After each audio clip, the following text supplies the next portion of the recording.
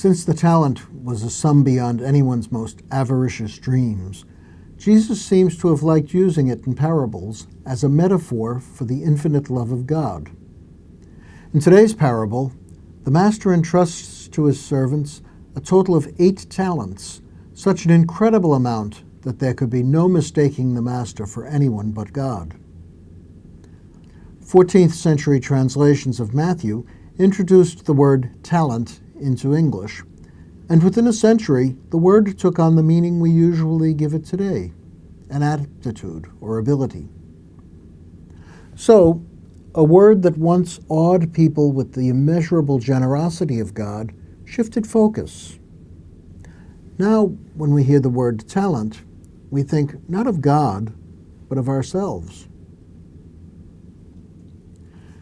The shift was based upon the interpretation of the parable.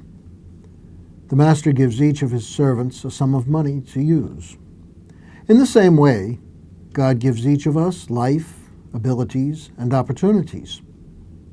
Some of us use them to increase the measure of God's glory, others do not. Talents are a treasure, but a responsibility as well. The master is angry with the servant who buries what he received. True, he did not lose it, but he was entrusted with the talent in order to put it to work for the master, not to bury it. In the Middle Ages, people recognized that the parable was not a once-upon-a-time story. It was about themselves. God has given each of us an inestimable treasure. Calling it by the parable's name for treasure made sense. However, care is needed using the word. We tend to think of talents as personal possessions and reasons to be praised. We forget that they're not ours, but God's. Whatever talents I have are given to me in trust to be used on God's behalf. I did not make or even choose my talents. I merely have use of them. Does that mean that my talents are insignificant? Of course not. They are gifts from God, a treasure beyond counting. I can use them, abuse them, or bury them as I choose. God will want an accounting, but will not force me to use them in any particular way.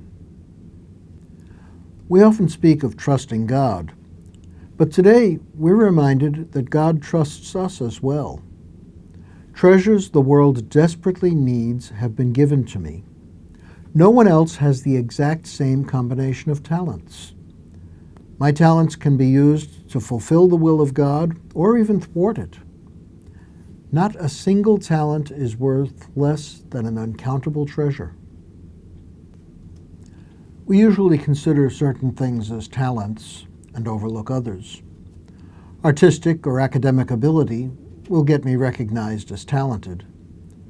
But there are so many other talents that we fail to recognize or take for granted, failing to assign them near infinite value. No one is without talents. No matter how weak and fractured the image of God may seem in us, no matter how severe our disabilities, by the very fact that we have life, we know we have talents. Affection is a talent. Service is a talent. Generosity is a talent. The ability to evoke and facilitate the talents of others is a talent. Not talents in the Hollywood sense, but talents in the heaven sense. In fact, our drawbacks may be our most precious talents, just as Jesus' cross was his glorification. For some people, perhaps suffering is a share in Christ's talent. We should cultivate an ability to recognize talents, our own and others. When we do that, 2 things happen. The first is that in recognizing talents, we can better put them to use for God's kingdom. Overlooked talents may become buried talents. The second is that we begin to understand the generosity of God. That leads us back to seeing that talent is more about God's generosity than about us. My talents are nothing to brag about any more than breathing is something to brag about.